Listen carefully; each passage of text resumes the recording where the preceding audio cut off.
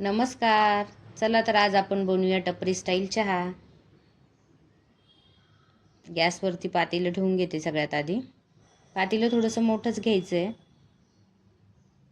1 cup पाणी टाकून घेतले त्यामध्ये.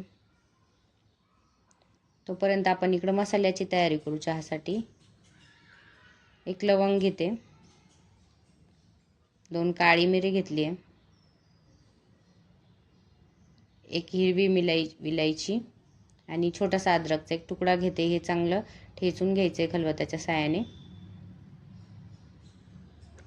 ठेचून घेतल्यानंतर काय होतं माहिती आहे, त्याची चव छान येते ती किसण्यापेक्षा.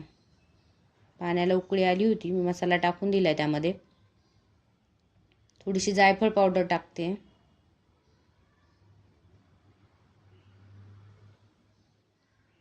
उकळी आली. आता त्यामध्ये अर्धा चमचा चहा पावडर टाकली आहे. अर्धा चमचा साखर टाकते. साखर आपण कमीच प्रमाणात वापरणार आहोत.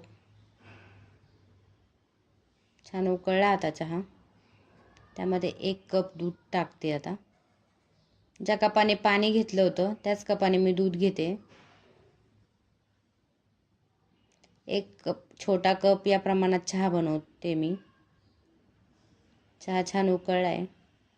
उकळू द्यायचा आहे 2 ते 3 मिनटं चहा.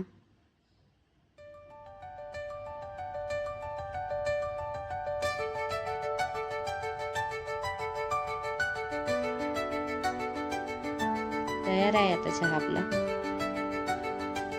चला तर आपण चहा गाळून घेऊया.